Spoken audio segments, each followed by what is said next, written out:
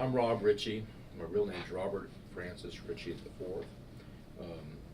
I have the privilege of working here at Liberty University in the capacity as an assistant professor of history. I teach geography and military history, American military history primarily. Is how God has worked in my life to bring me here. I think it's quite a story, actually, and I think it's a story of success, not because of me, as you'll quickly figure out, but I think it's a Liberty University success story. I think it's an American success story, and one I'm just proud to be a small part of. You know, I don't know too many people on the planet who can look you in the eye and tell you that they truly feel at peace, that if this was their last day on earth, they've done everything they ever wanted to do. But by being able to sit and talk to you today, I feel like I can say that with a clear conscience and in all honesty. My story really began when my mother immigrated to America. And when I asked her why America, you know, years later, why is it we grew up in America and why did we come here? She told me because Americans are a people who put everything they have on covered wagons. And they're not afraid. They're courageous people. They're not afraid to put it all out there and to take a chance. And that's the kind of people we are. And I grew up with that idea that there was something uniquely special about the United States of America. And I still believe there is. I believe that's part of the success that we enjoy today. And I think my story indicates that this dream should still be alive.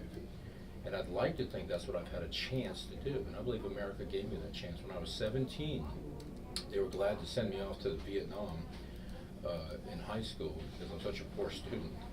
But the truth is, I missed the war. I'm a Vietnam era veteran. But the opportunities the Marine Corps gave me, I think, illustrate why the American military is the premier educational institution that we have today. The military could take a guy like me and just simply give them the mission and say, accomplish this and we'll take you to the next level.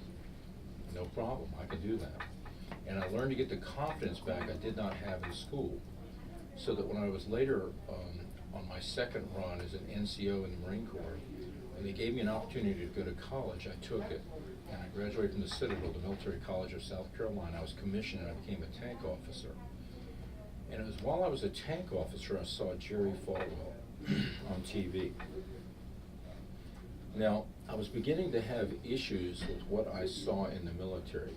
I had the privilege of working in the development of maneuver warfare, a strategic concept that would come to fruition with something known as the strategic air-land battle, whereby we were riding the electron through the digital battlefield in a three-dimensional effort in a fast, fluid, high-tempo context, where the peacetime military coming out of Vietnam was looking for an opportunity, and that opportunity would come with Saddam Hussein.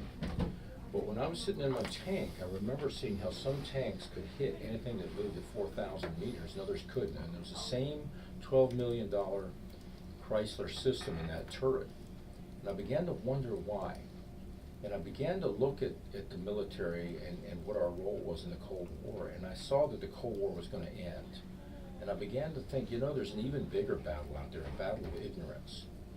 And the lessons I had learned at the Citadel, where I finally began to understand what I didn't learn in high school, had started to take root. And I began to see that the real battle in the next war would be for the minds of the people. And as the Soviet Union was declining, you know, the tankers we would prepare to contend against in their T-72, T-80 model tanks had no brakes.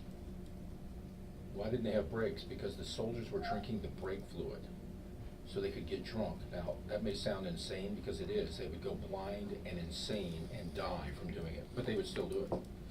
And I began to start to think about the real future edge of the battle.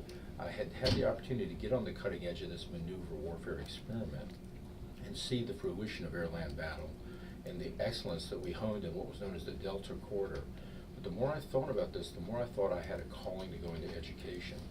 And even though when I talk, people invariably don't listen, or they make rude and hurtful comments, maybe even the sounds of small farm animals, I found increasingly that if I stood in front of a group, they would actually listen. Maybe it's because they had to, I don't know. And so I found great fulfillment and joy in teaching in regards to purveying that. So, in conclusion, you've seen my life. You've seen it's been really a series of mistakes and failures. nobody else I know of has a good conduct medal that they've had to fight so hard to keep and have had it given to them by so many different branches of the military.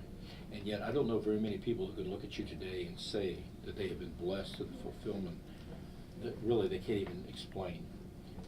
I think that that love that transcends all the powers is a blessing, and that the struggles and failures of my life have really, because of Liberty University's willingness to take a chance on some guy who had a cheap college degree, who maybe didn't have the right background, who maybe wasn't a 28-year-old PhD. I believe that that same spirit of packing that wagon train is manifested today. And I think it shows itself in you guys right here working on the cameras and in the classes, doing that splicing. You're not going to be the stars out in front of the camera. You're going to be the ones who are going to be really making it happen. You know, and I think that's goes right along with the concept of gaining your life by losing it.